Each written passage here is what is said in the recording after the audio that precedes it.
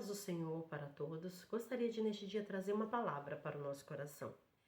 Está no livro de Daniel, capítulo 6, versículo 10 diz assim: Quando, pois, Daniel soube que a escritura estava assinada, entrou em sua casa.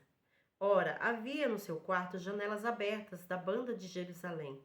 E 3 vezes ao dia se punha de joelhos e orava e dava graças diante do seu Deus, como antes costumava fazer.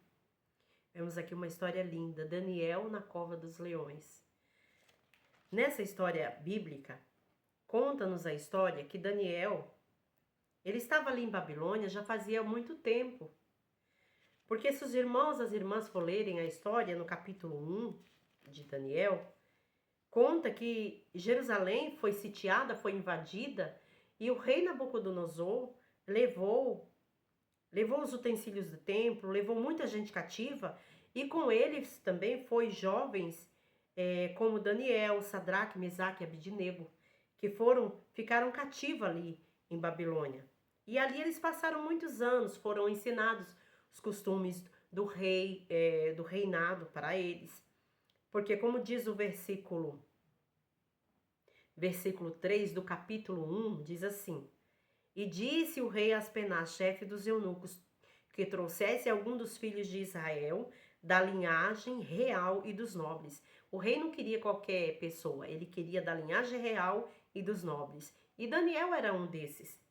Daniel se destacou, não vou ler toda a história, nem contar toda a história, porque senão o vídeo vai ficar muito longo. Mas eu quero já ir para o capítulo 6. Ali, no capítulo 6, Daniel já está há muitos anos ali no reinado. Não é mais o rei Nabucodonosor que está no poder. Agora é o rei Dario. E o rei Dário, como as irmãs acham melhor, capítulo 6, versículo 1 diz assim: E pareceu bem a Dário constituir sobre o reino 120 presidentes, que estivessem sobre todo o reino, e sobre eles 3 príncipes, do qual Daniel seria um desses presidentes, para que dessem conta para que o rei não sofresse dano.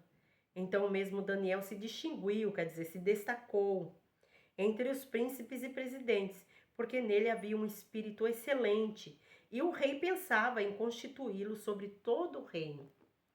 Daniel tinha um espírito excelente. Que espírito é esse? É o Espírito de Deus. O Espírito de Deus habitava na vida de Daniel, como habitava na vida de José. Lembram da história de José? A Bíblia diz que aonde José colocava a mão prosperava, Deus abençoava. Deus estava na vida de José, assim também foi na vida de Daniel. Mas aqueles homens que ali habitavam naquele reinado também não queriam que Daniel chegasse no poder. Então eles tramaram um plano.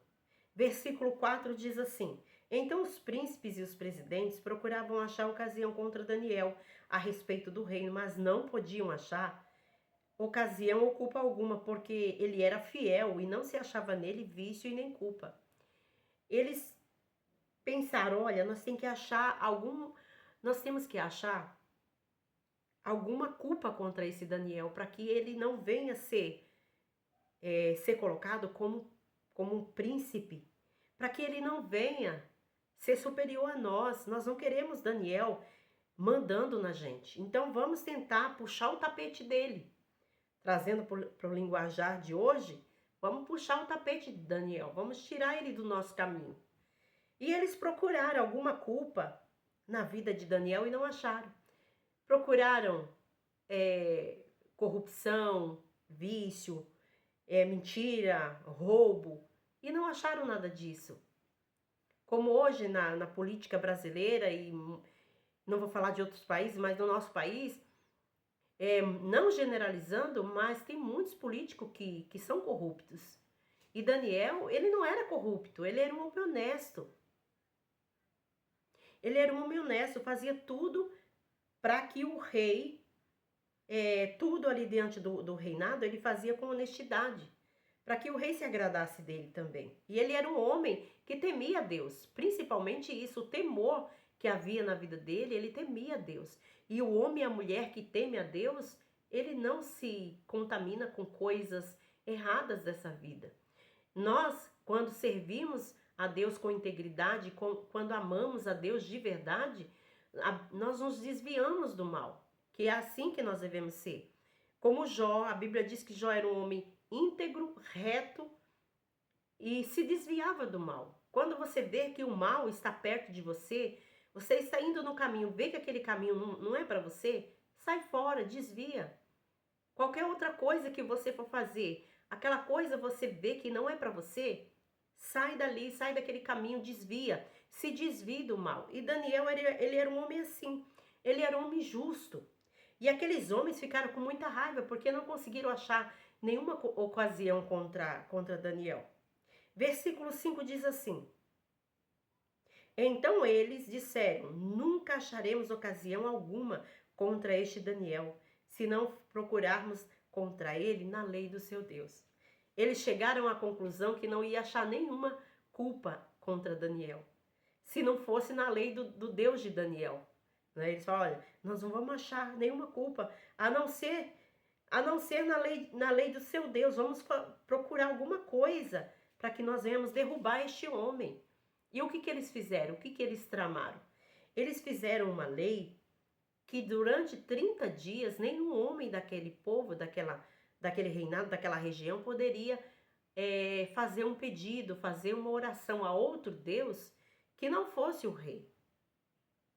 Então eles pegaram esse papel, essa lei, levaram esse papel diante do rei e falou: rei, nós fizemos aqui essa lei e pedimos que o senhor assine, porque fizemos aqui uma lei que durante 30 dias, se alguém for pego orando, falando com outro Deus que não seja o senhor, pedindo alguma outra coisa para outro Deus que não seja ti, ó rei, seja lançado na cova dos leões.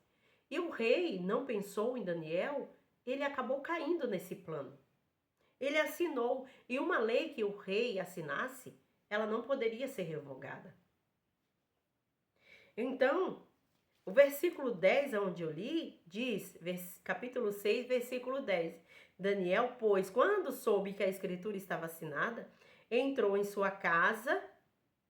Ora, havia no seu quarto janelas abertas para a banda de Jerusalém.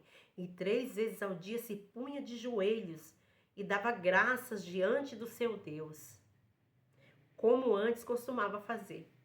Daniel, ele não teve medo. Quando ele soube que a escritura estava assinada, ele não ficou com medo, não. Quem sabe se fosse um de nós iríamos fechar a janela, fechar as portas e orar secretamente dentro do nosso quarto. Eu fico rindo aqui, mas o negócio é sério. Daniel, ele não ficou com medo, não. Ele não teve medo. Quando ele soube que a escritura estava assinada, ele não teve medo. Ele continuou com a sua janela aberta para a banda de Jerusalém, que era a sua terra natal. Ele continuou com a janela aberta e 3 vezes ao dia ele se colocava de joelhos ali e clamava a Deus, pedia misericórdia a Deus. E os seus inimigos passaram ali, viram ele suplicando e orando diante de Deus. E aí foram até o rei e falou: rei, nós não fizemos um decreto que dentro de 30 dias, se alguma pessoa for pega orando e pedindo qualquer coisa para outro Deus que não seja ti, ó rei, seja lançado na cova dos leões? Pois é, rei, nós pegamos Daniel, pegamos ele ali, ele estava orando, falando com Deus dele. Ele não se importou, rei, com a assinatura que o senhor assinou. Ele não respeitou a sua assinatura, esse decreto. E o rei ficou triste, o rei ficou abatido, porque o rei gostava de Daniel. E ele pensava em colocar Daniel como um dos príncipes, um dos principais ali. E o rei tentou de todas as formas livrar Daniel da cova dos leões, mas o rei não conseguiu. Porque aqueles homens ficaram no ouvido do rei e falaram: rei, a assinatura não pode ser mudada, não pode ser revogada. Uma lei não pode ser revogada. Então o rei mandou que Daniel fosse lançado na cova dos leões. E o rei, a Bíblia diz que naquela noite o rei não comeu, o rei ficou triste, ele não dormiu, ficou pensando em Daniel. Eu imagino o rei andando ali no palácio, para lá e para cá, preocupado, triste, abatido, e pensando consigo mesmo, o que foi que eu fiz, o que foi que eu fiz, como que eu pude cair nesse golpe? E ali ele ficou pensando a noite toda e não dormiu. De manhãzinha cedo, versículo 19 diz assim: E pela manhã se levantou e foi depressa à cova dos leões. E chegando à cova, chamou Daniel com voz triste. Quando ele chegou ali na cova, ele chamou a Daniel com voz triste: Ó, Daniel, por acaso o teu Deus pôde te livrar, Daniel? E Daniel respondeu: Ó rei, vive para sempre, eu estou aqui, rei. O meu Deus, ele mandou um anjo e fechou a boca do leão. Porque o meu Deus viu que eu não tenho culpa nenhuma, rei, eu sou inocente. O rei muito se alegrou.